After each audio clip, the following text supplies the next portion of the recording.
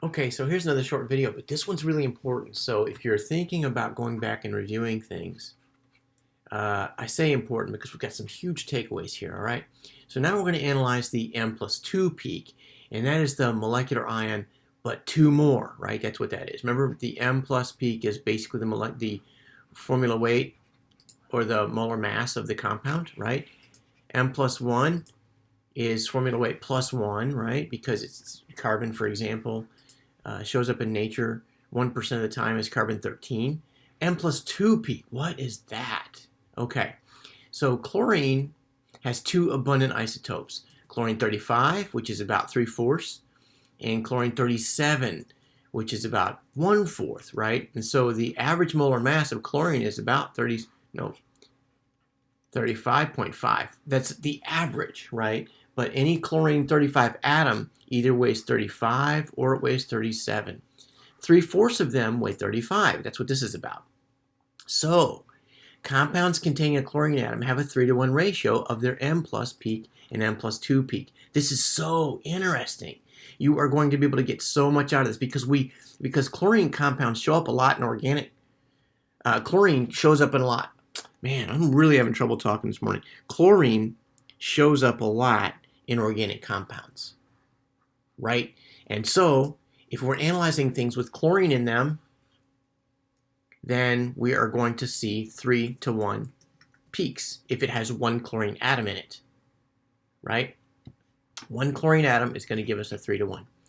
Now, having said that, let's just make sure that you get what's going on here. Here's C6H5Cl, right?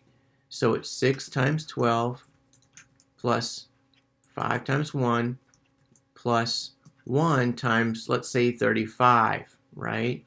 This is 72 plus 5 plus 35, which is 72 plus 40, which is equal to 112. And look at that.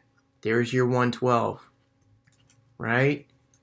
There's your 112. And this is 114, which is 12 times carbon.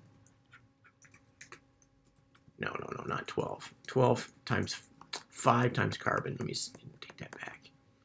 5 times carbon.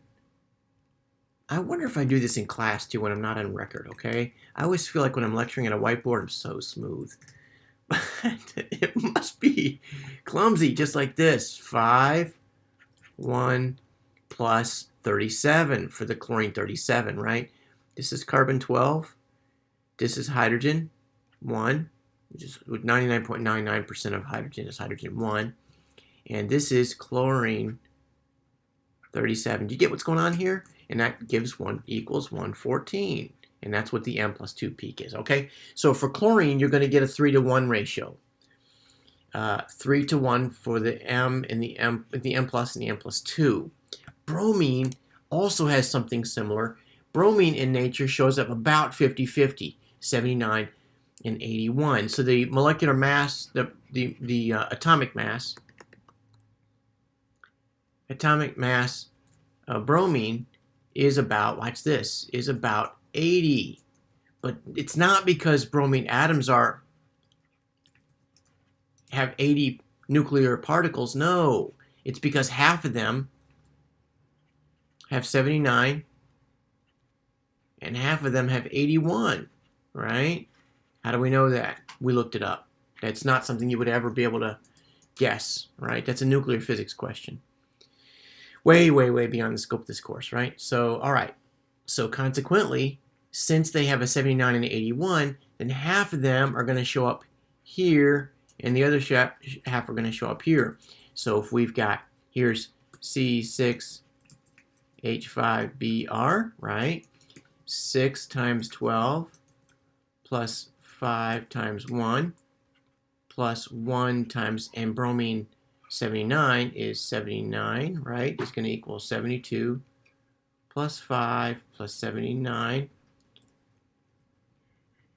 72 plus, that's going to be what? 84? And so this is going to be 156, okay? But if I change that to an 81, it's going to be 158, right? And that's what I got right here. 156, and 158.